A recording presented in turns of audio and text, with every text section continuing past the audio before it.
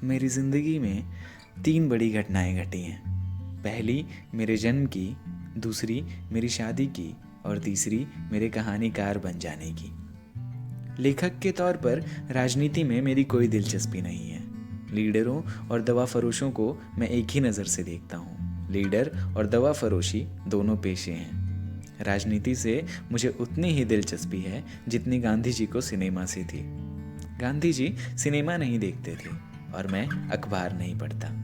दरअसल हम दोनों गलती करते हैं। गांधी जी को फिल्में ज़रूर देखनी चाहिए थी और मुझे अखबार ज़रूर पढ़ने चाहिए। मुझसे पूछा जाता है कि मैं कहानी कैसे लिखता हूँ। इसके जवाब में मैं कहूँगा कि अपने कमरे में सोफे पर बैठ जाता हूँ, कागज़ कलम लेता हूँ और बिस्मिल्लाह कहकर कहानी शुरू कर देता हूँ। मेरी तीनों बेटियाँ शोर मचा रही होती हैं। मैं उनसे बातें भी करता हूँ, उनके लड़ाई झगड़े का फैसला भी करता हूँ। कोई मिलने वाला आ जाए तो उसकी खातिरदारी भी करता हूँ, पर कहानी भी लिखता रहता हूँ। सच पूछिए तो मैं वैसे ही कहानी लिखता हूँ जैसे खाना खाता हूँ, नहाता हूँ, सिगरेट पीता हूँ और झक मारता हूँ। अगर पूछा जाए कि मैं कहानी क्यों लिखता हूँ तो कहूँगा कि शराब की तरह कहानी लिखने की भी लत पड़ गई है।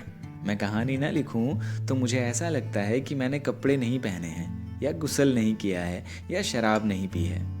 दरअसल मैं कहानी नहीं लिखता हूँ, बल्कि कहानी मुझे लिखती है। मैं बहुत कम पढ़ा लिखा आदमी हूँ। वैसे तो मैंने 2 दर्जन किताबें लिखी हैं और जिस पर आए दिन मुकदमे चलते रहते हैं। जब कलम मेरे हाथ में न हो तो मैं सिर्फ सआदत हसन होता हूँ। कहानी मेरे दिमाग में नहीं, मेरी जेब में होती है, जिसकी मुझे कोई खबर नहीं होती। मैं अपने दिमाग पर जोर देता हूँ कि कोई कहानी निकल आए। कहानी लिखने की बहुत कोशिश करता हूँ, पर कहानी दिमाग से बाहर नहीं निकलती। आखिर थक हार कर बांझ औरत की तरह लेट जाता हूँ। अनलिखी कहानी की कीमत पेशगी वसूल कर चुका हूँ, इसलिए बड़ी झुंझलाहट होती है।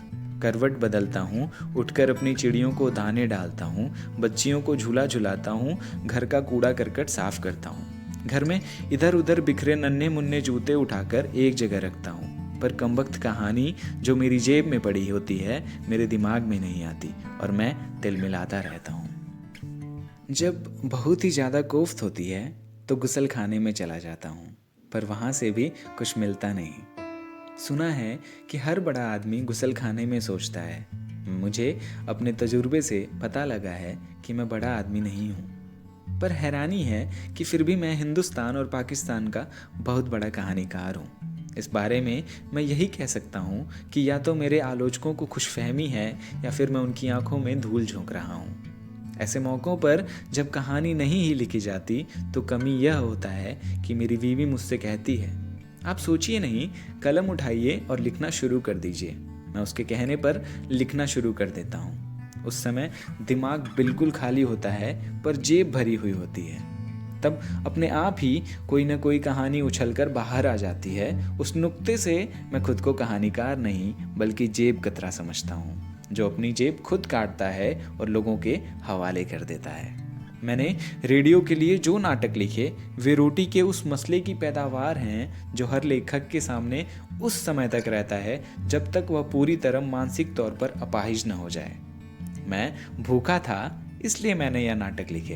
दाद इस बात की चाहता हूँ कि मेरे दिमाग ने मेरे पेट में घुसकर ऐसे हास्य नाटक लिखे हैं जो दूसरों को हंसाते हैं, पर मेरे होठों पर हल्की सी मुस्कुराहट भी पैदा नहीं कर सके। रोटी और कला का रिश्ता कुछ अजीब सा लगता है, पर क्या किया जाए, खुदावंद ताला को यही मंजूर है। यह गलत है कि खुदा हर चीज़ से खुद को निर्लिप्त रखता है और उसको किसी चीज़ की भूख नहीं है।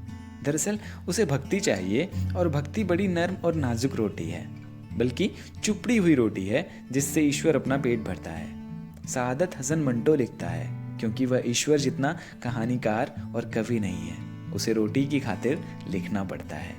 मैं जानता हूँ कि मेरी शख्सियत बहुत बड़ी है और उर्दू साहित्य में मेरा बहुत बड़ा नाम है। अगर यह खुशफहमी ना हो तो ज़िंदगी और भी मुश्किल बन जाए, पर मेरे लिए यह एक तल्ख हकीकत है कि अपने मुल्क में जिसे पाकिस्तान कहते हैं मैं अपना सही स्थान ढूंढ नहीं पाया। यही वजह है कि मेरी रूह बेचैन रहती है। मैं कभी पागल खाने में और कभी अस्पताल में रहता हूँ। मुझसे पूछा जाता है कि मैं शराब से अपना पीछा क्यों नहीं छुड़ा लेता। मैंने अपनी ज़िंदगी का 3/4 हिस्सा बदपरहेजियों की भेंट चढ़ाया है। अब तो यह हालत है कि परहेज शब्द ही मेरे लिए डिक्शनरी से गायब हो गया है। मैं समझता हूँ कि ज़िंदगी अगर परहेज से गुजारी जाए तो एक कैद है, अगर वह बदपरहेजियों में गुजारी जाए तो भी कैद है। किसी न किसी तरह हमें इस जुर्राब के धागे का एक सिरा पकड़कर उसे उधेड़ते जाना है, और बस।